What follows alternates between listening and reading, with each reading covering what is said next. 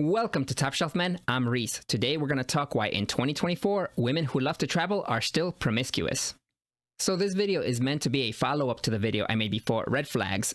Girls that love to travel are indeed promiscuous, which you can find right over here, or in the description.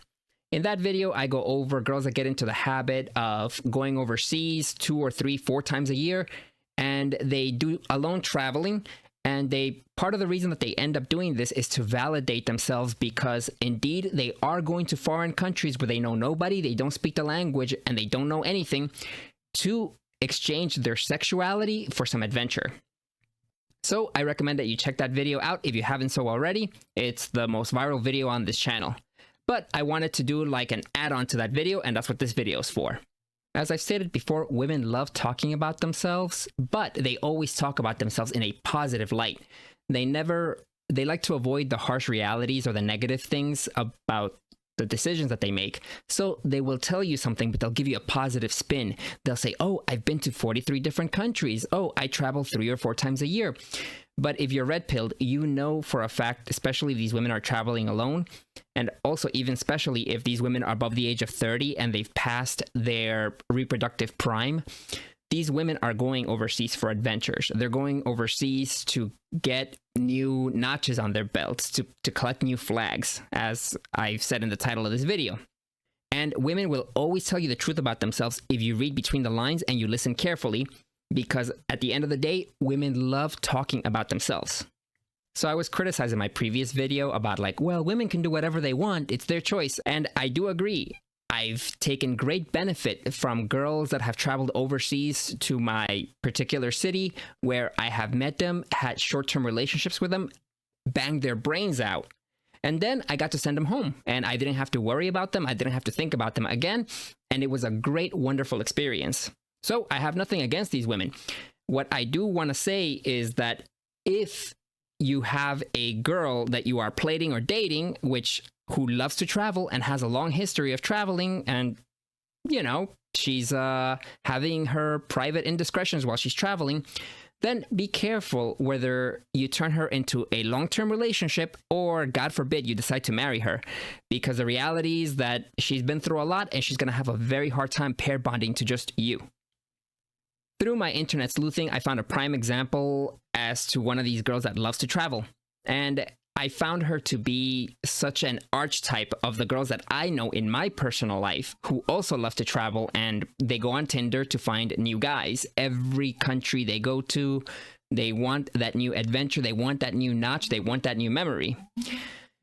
But before that, do me a favor, like and subscribe to help this channel grow and help red pill more men.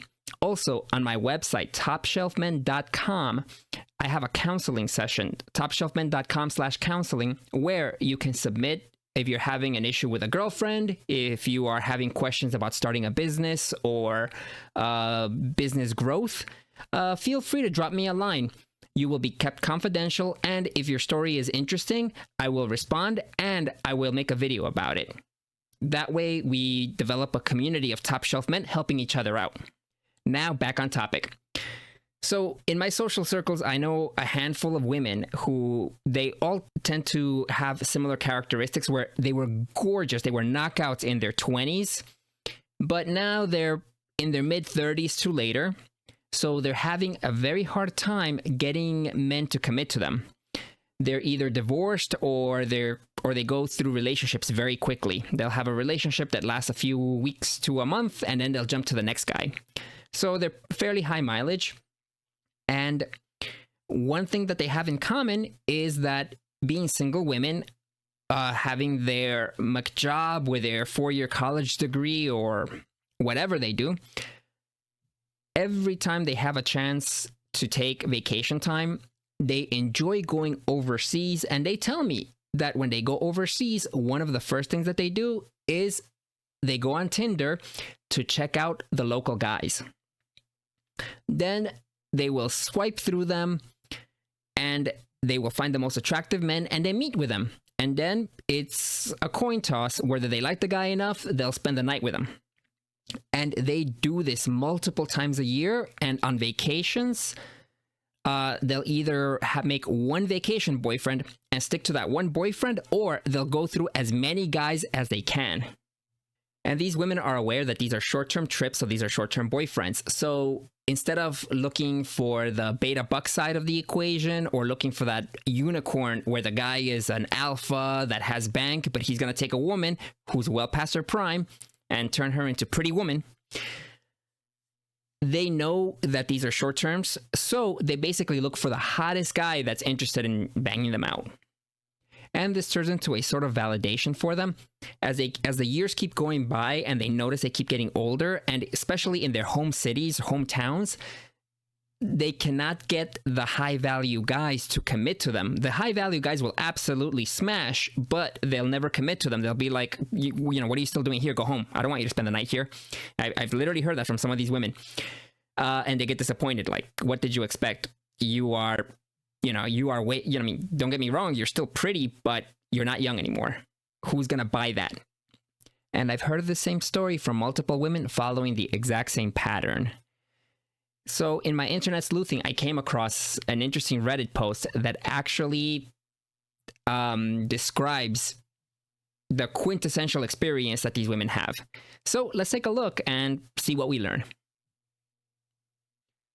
So the post starts, "Am I the only one that does this? Question mark. I'm female in my late 30s, like the women I know. Looking back on my years of solo travel adventures, I seem to have constant affairs with hotel hostel workers, and here's a few of them. Egypt 26-year-old hotel manager in Cairo was upset I was dating another Egyptian guy. Bought me gifts, took me out to restaurants, and an amazing day trip to the Red Sea. Had sex in my room twice, all with protection, of course, in quotation marks." All right, let's look at the next one. Dubai, half Emirati, half Yemeni guy, working at the check-in desk. We flirted. After 3 days, brought me dinner to my room, had sex. So immediately I'm noticing that with the Egyptian guy, 26-year-old manager from Cairo, she put in quotations, well, she put in parentheses, all with protection, of course. But if you look at the rest of her entries, none of them say that again. So were they raw dogging her? Again, it's up to her. It's a free country and she's a free woman. But at the end of the day, if somebody's looking to marry her up, they have to think about all these foreign dudes that have been raw dog inside her. All right, let's move on. India, 22-year-old Rajasthani guy who worked hard to become manager of hostel. Would flirt and bring me chai to my room every morning. He jumped into bed with me. So it was kind of hilarious. And again, this is the double standard. When a roastie, because again, she says she's in her late 30s and she's, I'm sure she's hit the wall, is in her hometown, her home city. Oh, he's got to make bank. He's got to be successful. He's got to make more money than me. Or he's not good enough for me. But now she's talking about the 22-year-old Rajasthani guy who worked hard to become a hostel manager. Now, how hard of a career path is that is your guess. But again, it's just interesting, the double standard with these women at home is like, oh, he doesn't make enough money. Oh, he's not ambitious enough. But, oh, I'm on vacation. I'm going to bang the youngest, hottest guy I can find. All right. Next one is 28-year-old upper class Nepali guy whose parents owned 3 hotels. Took me on his motorbike to the most amazing restaurants and temples. Again, they exchanged their sexuality for adventure and comfort because somebody that knows the area. Then had sex twice in my room. When I left, he slept in my bed for a week without changing the sheets. And I'm sure it smelled great. All right. Next one. Kuwait. Syrian guy. Flirted for a while. Came to my room to watch TV. Took off his pants and asked if I like what I saw. I did. So Skinamax innuendo aside, again, she just keeps adding notches to her belt. And again, this post goes into so much of the patterns that I see with the women that tell me that they regularly do this kind of thing. For the next guy, Tunisia, a guy my age working at the front desk, took me around Carthage, trendy bars and restaurants, because women love atmosphere over substance. We took a road trip down to the Sahara Desert for the weekend. I'm sure you can assume they smashed. Morocco, Moroccan hotel manager who took me to all the souls in Marrakech and shared my bed for 2 nights.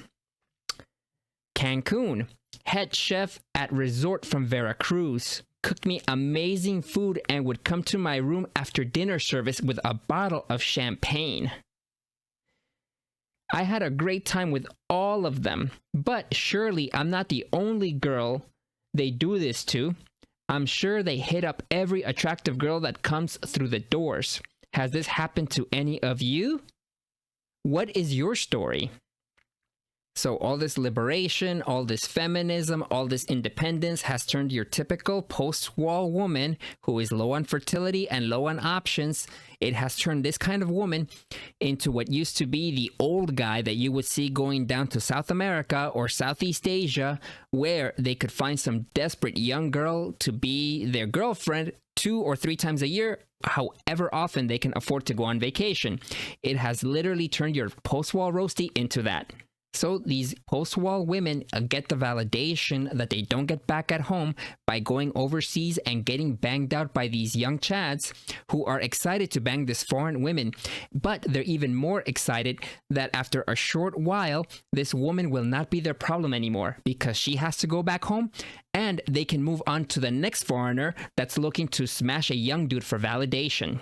So it's all fine and good for both parties. The young foreign dudes get to smash exotic foreign women to them, and these post-wall roasties get validation and they get to have adventures and get smashed out by foreign dudes in these exotic lands. So it's win-win. But this message is important for someone who might not be quite well aware that women who love to travel do this, and you might be dating one of these girls and suddenly she might be having the talk of like, oh, where do we stand? Why aren't we exclusive? Oh, why haven't you proposed to me? Or anything of that nature.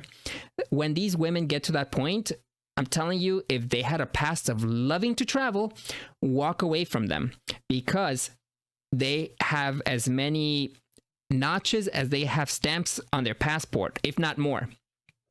So they will not be able to pair bond with you, and anytime they're away from you, you have to question yourself, what are they doing? Because they have a history of already doing this, they've damaged your ability to pair bond with you. So what have your experiences been with girls that love to travel? Let us know in the comments below.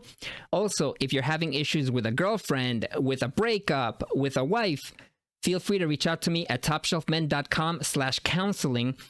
And let me know what your situation is, and if it's compelling enough, I'll make a video about it. You will be anonymized, and that way we can help each other and help the Top Shelf Men community grow. This is Reese. Like and subscribe. See you next video, guys. Peace.